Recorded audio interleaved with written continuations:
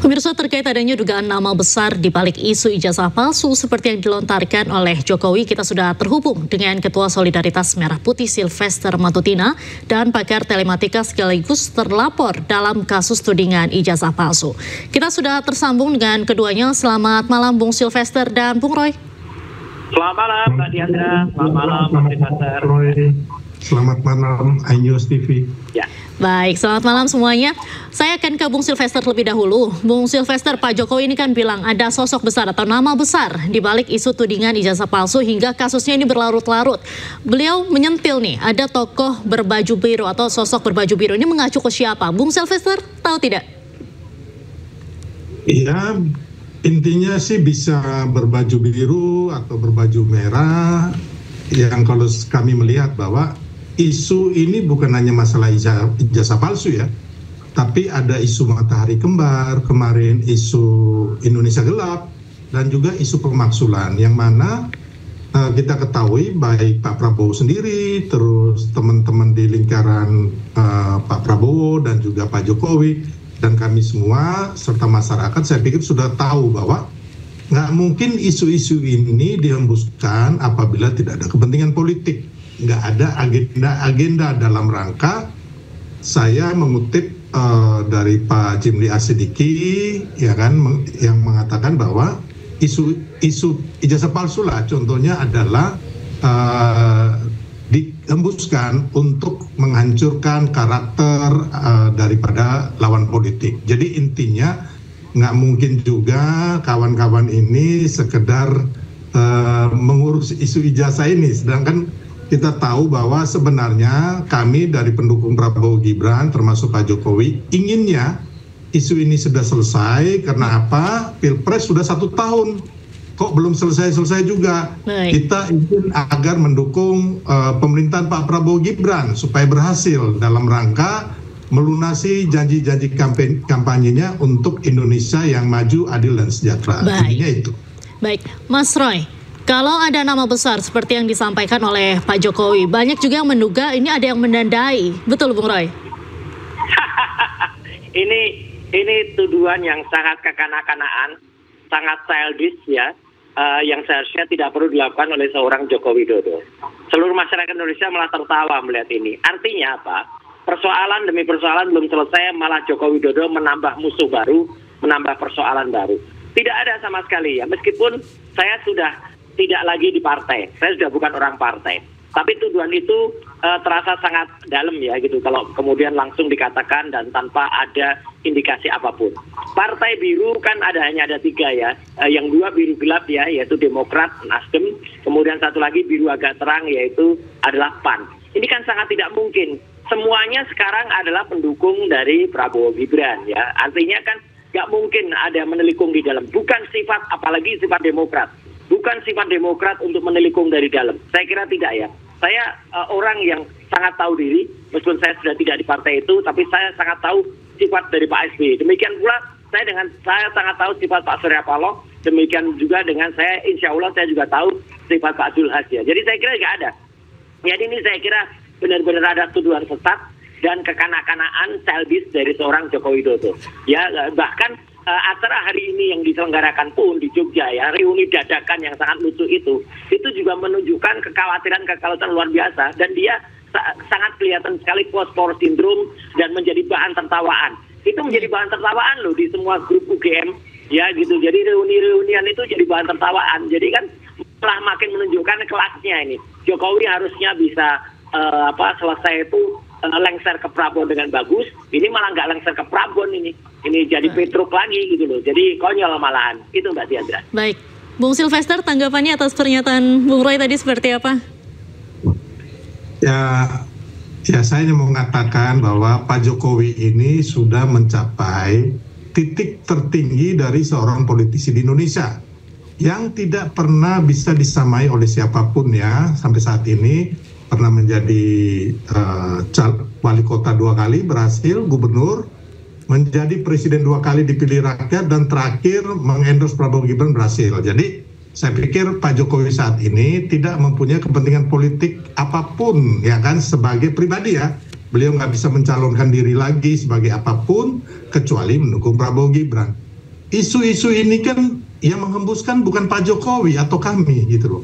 Isu-isu ini kan dari teman-teman yang kemarin kalah Pilpres. Ya kan kemarin yang tim suksesnya 0103, termasuk juga daripada orang-orang yang kemarin dibredel organisasinya seperti HTI FPI dan juga para koruptor yang kemarin mendanai, kita lihat Indonesia Gelap. Sudah ada tersangkanya, sudah ada aliran dananya, dan juga sudah ada yang ditahan, yaitu Saudara Marcella, terus Saudara Tian Baktiar yang mantan redaktur di JAK TV, dan juga ada satu lagi saya lupa namanya, buzzer yang ada anggotanya 150 orang. Jadi itu kelihatan sekali bahwa sebenarnya isu-isu ini dalam rangka pastinya politik gitu loh ya. Mungkin kalau ijazah palsu Mas Roy membantah silakan saja ya kan, boleh-boleh saja ya kan. Tapi intinya kalau saya melihatnya bahwa ini bukan hanya isu ijazah palsu, ada matahari kembar di situ. Ngapain dimutar? Terus pemaksulan, dasar hukumnya nggak ada, dihembuskan, bahkan mau menduduki MPR DPR, melakukan revolusi, pasti ada tujuannya dong, ya kan? Terus isu jadi intinya menurut saya pasti ini selain masalah hukum, masalah Mas Roy mengatakan saya hargai mencari kebenaran, silakan. Tapi kalau nggak ada unsur politiknya juga omong kosong gitu loh. Jadi pastinya ada yang menunggangi, ada yang memanfaatkan itu, ya kan? Yang kita tahu ini dalam rangka supaya Prabowo Gibran nggak sukses atau nanti menjelang 2029, ya kan? Jadi itu yang saya harus mengatakan bahwa itu memang ada kok gitu loh, ya kan? Dan Pak Prabowo juga mengatakan itu, kayak Indonesia Gelap, beliau mengatakan ada yang mendanai, koruptor yang mendanai, itu clear and clean gitu loh, ya kan? Pak Jokowi mengatakan itu. Dan saya pikir masyarakat juga nggak bodoh ya, sudah sangat pintar masyarakat kita melihat fenomena yang ada. Jadi kembali lagi Mas Roy mengenai kayak kemarin Pak Jokowi reuni, ya silakan aja. Toh istilahnya UGM aja terima kok dipakai tempatnya, kok Mas Roy yang protes gitu loh, ya kan? Baik, Bung Sylvester sudah kita tangkap poinnya. Bung Roy, benar, tidak ada yang menunggangi seperti yang tadi dikatakan oleh Bung Sylvester. Ada yang mendanai tidak nih di balik kepentingan politik ini? Tidak ada. Kalau soal pemakzulan, itu memang harus dimakzulkan. Kita tahu loh kapabilitas apa. Negara kita mahal sekali nih membiayai seorang wapres yang sama sekali tidak capable dan tidak kompeten ini. Rugi banget kita ya punya wapres yang presiden dan dia baru saja ya. Jadi bukan soal hanya FUFA dan kemudian soal indikasi ya. Tapi dia kemudian memfollow akun judi online. Ya memfollow akun judi online selaku wapres itu kan ya konyol banget. Dan itu fakta loh. Sudah dijawab oleh Sekretariat Wapres. Sekretariat Wapres mengatakan baik kita unfollow. Loh kok begitu saja? Artinya ini kekonyolan, suatu tindakan tidak patut. Tapi sekali lagi ya, apa yang dilakukan oleh para purnawirawan, prajurit purnawirawan itu harus kita hormati. Nah kalau DPR itu sebenarnya hanya mengayun saja, masih nunggu-nunggu waktu saja. Pasti akan ada waktunya nanti. Kita ingatlah peristiwa dulu ketika Pak Harto misalnya berkuasa, itu semua juga menyatakan kurus setuju milih Pak Harto. Tapi ketika faktor politik ya nanti bergerak, sama seperti ini, ada hubungan sangat mesra dengan antara Prabowo dengan Ibu Mega ya. Itu pun akan terjadi nanti gitu. Jadi selepas nanti kongres di Bali ya PDIP, saya kira itu nanti akan ada perubahan lah yang terjadi. Dan kita kan menginginkan Indonesia itu tumbuh lebih bagus ya. Ya saya setuju soal tadi Indonesia Gelap itu kemudian, tapi tidak ada hubungannya Indonesia Gelap dengan koruptor ya gitu. Artinya Indonesia Gelap itu memang ada dua bagian ya. Indonesia Gelap yang digelurakan oleh teman-teman aktivis ya, kayak yang dilakukan oleh Bu Fitri dan kawan-kawan, dengan yang orang-orang yang kemudian numpang-nampang koruptor membiayai itu. Jadi ini jangan dicampur adukkan. Kita hanya ingin Indonesia lebih bagus, Mbak Diandra. Baik, Bung Roy, sudah kami tangkap poinnya. Terima kasih. Ya. Siap. Terima kasih banyak Bung Roy dan Bung Sylvester sudah bergabung dengan iNewsroom malam hari ini. Salam sehat selalu, Bapak-bapak. Pemirsa, saat menghadiri reuni alumni Fakultas Kehutanan UGM, Presiden ke-7 RI Joko Widodo tidak mengenakan seragam biru seperti teman-temannya dan memilih mengenakan baju berwarna putih. Namun menurut Ketua Angkatan Reuni 80 Arif Hidayat, hal tersebut tidaklah wajib.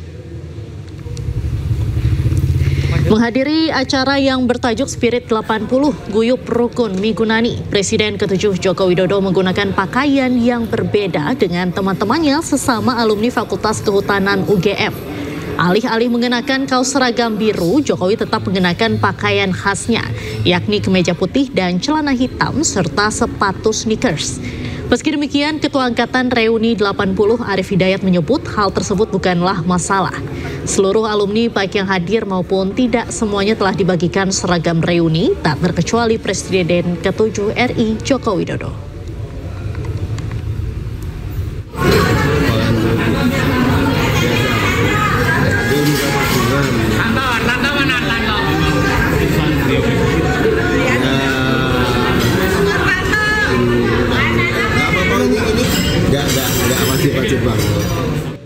Pada reuni Fakultas Kehutanan UGM, Jokowi pun kembali menjawab isu ijazah palsu dengan menyebut hal tersebut adalah politik.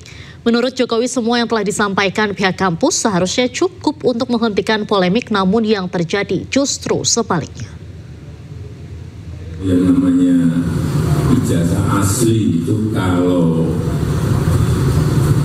Ibu Rektor sudah menyampaikan ijazahnya dikeluarkan oleh UGM, Bapak Dekan Fakultas Kehutanan juga sudah menyampaikan bahwa ijazahnya asli dan saya kuliah di sini sudah.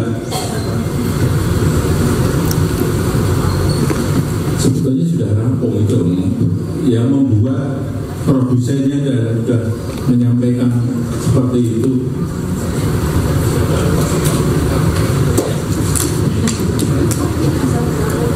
Tapi ya itulah, sekali lagi ini politik, bukan urusan asli dan tidak asli. Sudah tahu semuanya itu asli, tapi untuk kepentingan. Dalam kesempatan yang sama, Jokowi kembali menyinggung dosennya di UGM Kasmujo. Usai lulus, Jokowi menyebut Kasmujo sempat mengunjunginya sebanyak 4 kali. Jokowi pun menegaskan sampai kapanpun Kasmujo adalah dosen pembimbingnya. Begitu saya sowan ke Pak Insinyur Kasmujo, saya sampaikan Pak Insinyur Kasmujo itu dosen pembimbing saya. Memang dosen pembimbing saya. Ya, saya memang diadukan ke polisi. Katanya pembohongan publik loh, dosen-dosen saya. Dosen pembimbing saya betul. Dan setelah lulus pun Pak Insinyur Kasmujo masih datang ke pabrik saya 4 kali dengan saya. Saya ada masalah dengan pengeringan open kayu, saya ada masalah dengan insek yang ada di kayu, dan saya ada masalah dengan finishing. Beliau mentori bagian produksi di pabrik yang saya miliki. Itu kok nggak boleh? Katanya bukan dosen pembimbing. Dosen pembimbing, kalau saya sampai kapan pun saya akan menyampaikan Pak Insinyur Kasmujo itu dosen pembimbing.